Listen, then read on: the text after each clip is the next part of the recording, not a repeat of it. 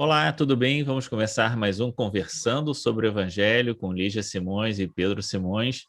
Agora conversando sobre o capítulo 2 do Evangelho segundo o Espiritismo, Meu Reino Não É Desse Mundo. Tudo bem, Lígia? Tudo bom, Pedro? Bom dia. Já estou com o meu evangelho aqui na tela. Fiquei encantada com a releitura desse capítulo segundo. Muita coisa para a gente comentar, não é? Isso aí. Então, esse capítulo começa com uma passagem de Jesus, de uma conversa dele com Pilatos, né? Em que ele diz: Meu reino não é desse mundo. Se o meu reino fosse desse mundo, a minha gente houvera combatido para impedir que eu caísse na mão dos judeus, mas o meu reino não é aqui. E aí, Lígia, o que você tem para comentar aí no início desse capítulo? Olha, Jesus traz a ideia que Kardec vai desenvolver de maneira brilhante para nós, né? Mas para mim, Pedro, esse capítulo é um convite. É o segundo capítulo, depois que Kardec fala, né, da proposta, da finalidade da doutrina. Meu sentimento lendo esse capítulo é de que nele nós temos um convite, a nossa adesão à causa crística, à causa de Jesus, não é? Porque nos trazendo a ideia da felicidade na vida futura, e aí já é uma consequência feliz para nós nos animamos a quê? Não é a esperar a vida futura, é aproveitar melhor, de todas as maneiras, a nossa vida de agora.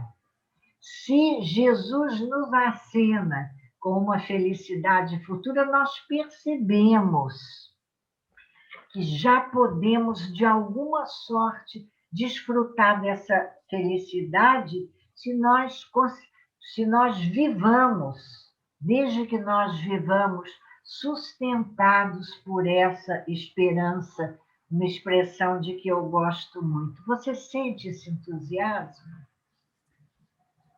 Olha, é, Não? não é que eu não sinto esse entusiasmo, não, mas eu acho que a gente tem que pensar bem o que é aproveitar bem esse momento aqui, né? O que é exatamente aproveitar bem esse momento aqui, já que Jesus diz que a felicidade não é desse mundo, não é?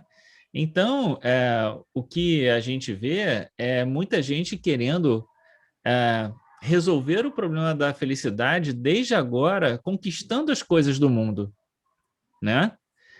E esse eu acho que é o grande ponto de, de reflexão desse capítulo. Afinal de contas, o que exatamente Jesus está querendo dizer com a felicidade e com a felicidade não é desse mundo, né?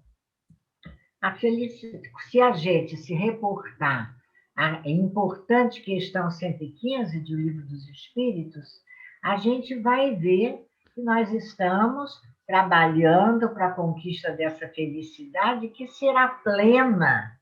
A plenitude está quando alcançarmos, subindo os degraus da escala espírita, a condição de espírito puro. Mas eu continuo defendendo a minha ideia e vou me amparar nessa hora numa orientação que eu recebi de você quando me disse, mais tarde nós vamos chegar lá, ao capítulo 6, o Cristo Consolador, não é? Quando Kardec diz para nós da felicidade, sinônimo de paz de espírito, de consciência tranquila, que nós já podemos desfrutar desde agora pelo esforço na vivência dos ensinos morais que o Cristo nos trouxe, na vivência da lei de Deus no dia a dia da nossa existência. Isso é motivo de felicidade, de consolação para as nossas dores, que é o item 4, disso ele nos fala, mas também de uma felicidade relativa, porque paz de consciência é felicidade relativa. Sem dúvida, mas a grande questão desse capítulo 2 me parece que é exatamente trazer o conceito da vida futura, não é?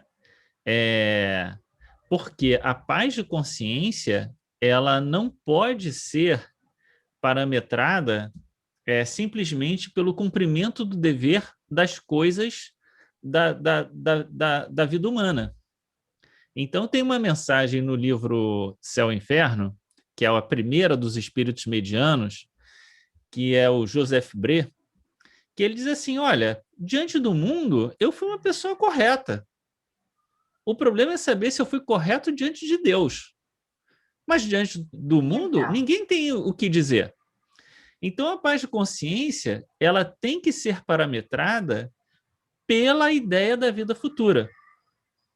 Se ela não for parametrada pela ideia da vida futura, a gente pode acabar ficando na moral do mundo, naquilo que o mundo considera como ok, mas ainda assim distante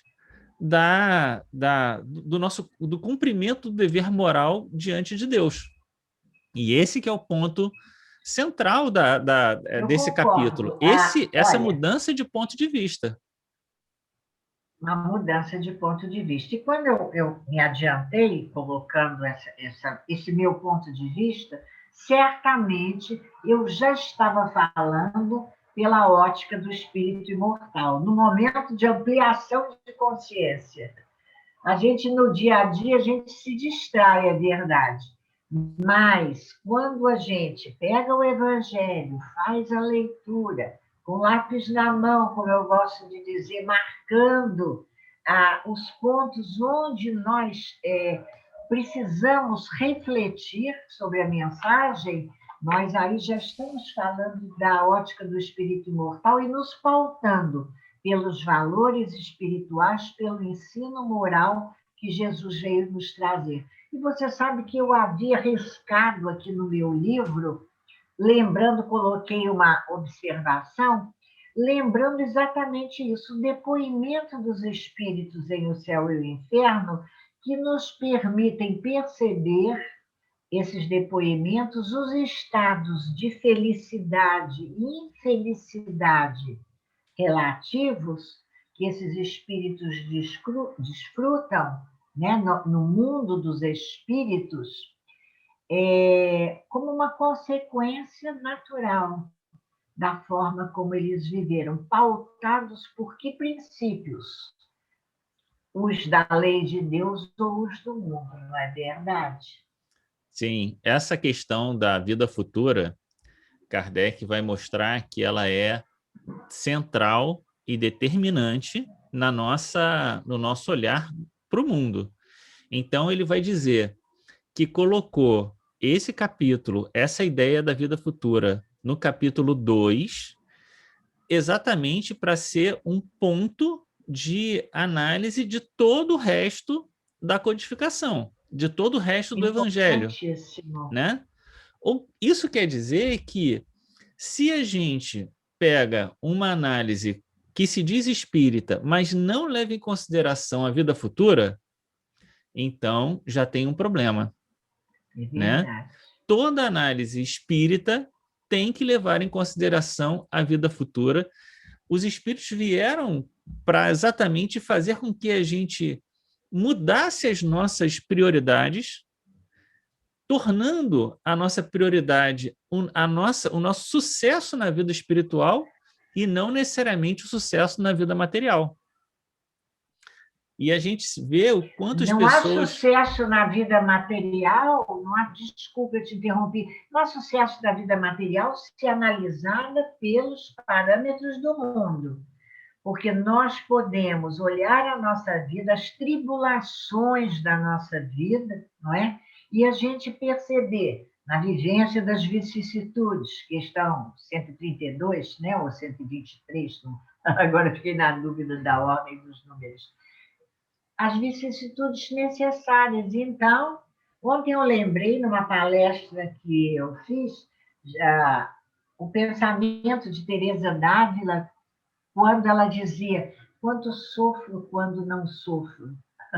Porque ela percebia exatamente o papel, não era um pensamento masoquista, mas a compreensão do significado da dor como um sinal de alerta para áreas, experiências que ela precisava ainda vivenciar para o seu aperfeiçoamento, para o seu crescimento espiritual.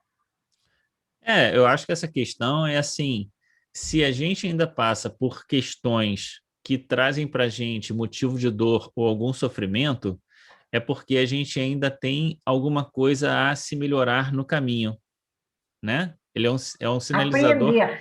de alguma coisa, aprender a se melhorar no caminho, né? Então, passar por uma vida aparentemente confortável no mundo pode É. ser, ao contrário, um grande...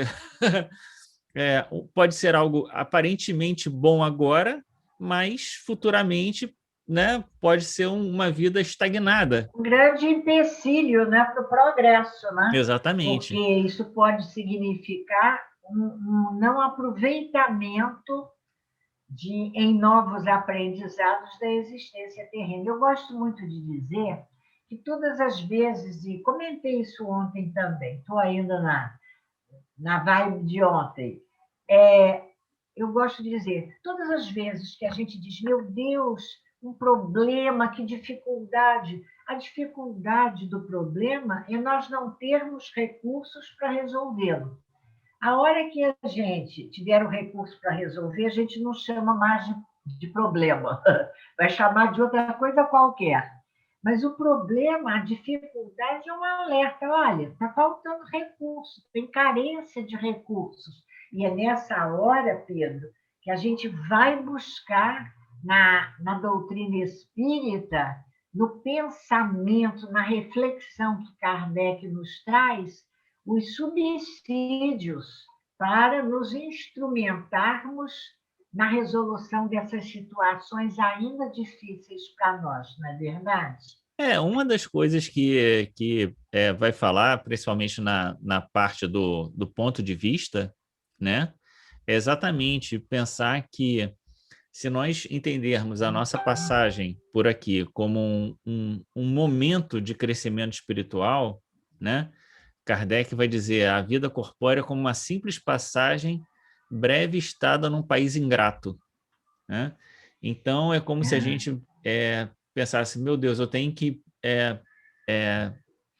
num certo sentido, suportar com tranquilidade, com resignação, em muitos momentos, aquilo que está passando, porque vai passar rápido, não é? Bom, é o que os espíritos dizem, que a nossa encarnação, por mais demorada que ela Rápido do seja, ponto de vista, né, pois é, de uma depende, vida espiritual. depende do ponto de vista. Mas não é só do Isso. ponto de vista. A gente vê o comentário de quantas pessoas dizendo: nossa, cheguei aos 50, aos 60, 70 anos, como a vida passou rápido, né? Então, pensando, mas o que eu tenho que aproveitar aqui desse tempo para a vida que continua, não é? Não é aproveitar esse tempo para resolver o problema da minha felicidade aqui agora. Eu estou construindo a minha felicidade para frente. Esse é a grande ideia, né? Da questão do ponto de vista. E tem uma passagem também que eu gosto muito que diz assim: a ideia clara e precisa que se faça da vida futura proporciona inabalável fé no porvir. Fé que acarreta enormes É consequências no sobre a início do moralização dos ponto de homens, vista, né? porque muda completamente o ponto de vista o qual encaram eles a vida terrena. E aí a grande questão para a gente é assim: será que nós estamos pautando de fato a nossa vida pela vida futura? Será que o conhecimento da vida futura tem de fato nos proporcionado uma fé inabalável, não é? Que modifica completamente o modo como nós entendemos e encaramos as dificuldades da vida? É verdade. E se a gente pensa nessa, nessa proposta, aí a gente vai entender, Pedro, um ponto que eu adorei, uma expressão, um modo de Kardec colocar para nós, não é? O resultado, não é? Desse entendimento, dessa abertura, né, da nossa compreensão para esse ponto de vista da vida espiritual. É quando ele diz assim no texto: o homem deve trabalhar por necessidade, por gosto e por dever. Ah, eu achei isso adorável, porque a necessidade, a gente precisa desse trabalho, aí falando trabalho no sentido maior do trabalho da vida material, as atividades da nossa vida, mas, acima de tudo, o trabalho interior, o trabalho do nosso espírito, naquelas condições de abnegação, de humildade, não é? Que ele ressalta para nós, importantíssimas. Então, esse trabalho, trabalhar por necessidade, por dever, porque a gente entende, é aquela proposta, né? O que eu vou fazer? Isso eu posso fazer? Posso fazer, eu quero fazer, mas será que eu devo fazer? Na hora do devo fazer, no quero e posso, estão falando o nosso egoísmo, nosso orgulho, a nossa vaidade. Mas na hora em que a gente diz, mas eu devo fazer isso, tudo me é lícito, mas nem tudo me convém. A gente esbarra em contra o quê? Essas referências do ensino moral trazido por Jesus, que a doutrina espírita explica, desenvolve com tanta propriedade para nós, não é? Você trabalha por necessidade, por gosto ou por dever?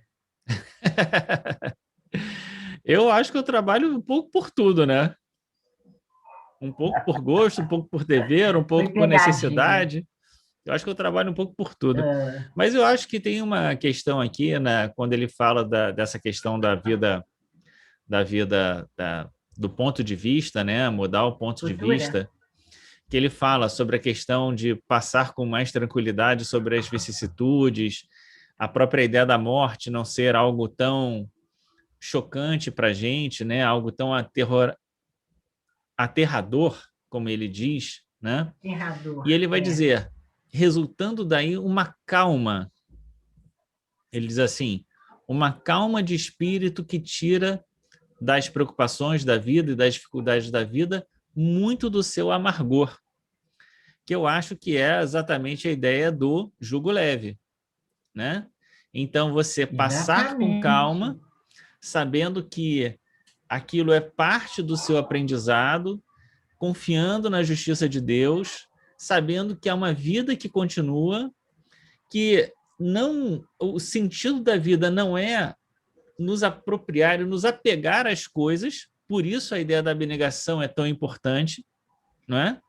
Dando um sentido muito mais espiritual do que material para aquilo que a gente faz. É verdade. E nessa hora, a gente lembra, está lá no caráter da revelação espírita, quando Kardec propõe que a gente observe os fatos, analise, reflita, observe o que a lei de Deus nos diz sobre essas situações, para que a gente possa aplicá-la a essas situações. Quer dizer, são as consequências úteis do estudo e da reflexão da mensagem espírita, cristã espírita em nossas vidas. Isso que você falou de tornar mais leve, a gente conversa sempre, converso comigo mesma e com aqueles que às vezes vêm trocar ideias para nós. Olha, afasta do seu espírito a rebeldia. A rebeldia, nossa, as coisas não são como eu gostaria que fossem. Só amplia, aumenta o amargor da vida. Vamos usar as palavras de Kardec. A rebeldia. Quando a gente diz a vida dá sinais, se eu estou fazendo tudo o que posso para realizar, um sonho, um desejo, uma situação, um projeto, e a coisa não engrena, talvez a vida esteja me dizendo que não é isso para agora. E se eu aceitar continuar fazendo o meu investimento, mas com calma, com serenidade, dizendo, eu gosto muito de dizer, o que a vida quer me ensinar com isso? Puxa vida, estou fazendo tudo o que posso e parece que ela está dizendo assim para mim, não, agora não, isso não. Lógico que a gente supera com muito mais serenidade, não é? A esses embaraços que muitas vezes a vida apresenta para nós. Eu gosto de pensar isso ainda com duas outras questões. Uma questão que é uma questão assim que, para mim, embora devesse ser algo que me trouxesse calma, às vezes me traz um pouco de angústia, que é a ideia assim, olha, a vida não vai acabar. Ah, A vida não vai acabar e você vai continuar sendo aquilo que você é. Isso é uma ideia que aparentemente é muito boa, num certo sentido, mas, por outro lado, diz assim, só quando você der conta das suas dificuldades é que elas serão superadas. Então, essa ideia de deixar para amanhã, deixar para depois, deixar para outra encarnação, ou quem sabe a morte, né, qualquer coisa, não tem nenhum sentido, porque uhum. a vida continua. Então, só tem sentido pensar que a vida continua se a gente pensar que, bom, então eu preciso, desde agora, me tornar uma pessoa melhor, não porque eu quero ser necessariamente feliz, agora ou depois, ou qualquer coisa, mas porque é a realização do meu ser. Legal. É a realização do meu ser, Importante, mais legal, né? importante. E a outra Aham. coisa que eu acho assim importante é que quando a gente começa a dar um excessivo valor para os problemas da encarnação, né? Aqui diz assim, que pelo simples fato de duvidar da vida futura, o homem dirige todos os seus pensamentos para a vida terrestre e É, faz das suas dificuldades uma verdadeira tortura de todos os instantes. Então, quando a gente está muito angustiado, muito preocupado com as dificuldades da vida terrena, a gente deve pensar, meditar o que o ensinamento da vida espiritual, da vida que continua, pode nos ajudar exatamente para fazer esse processo de suavização, né? E de confiança em Deus, e de que mais importante do que tudo isso é a gente dar o nosso testemunho moral diante daquelas situações, né? diante de nós mesmos. Excelente isso. Olha, temos só talvez mais 5 minutos. Eu queria só chamar a atenção para 2 pontinhos. O final do item, do subitem ponto de vista, não é? Quando Kardec fala para a gente do papel do espiritismo na construção, como base, é a expressão que ele diz, a, a uma razão de ser a fraternidade universal.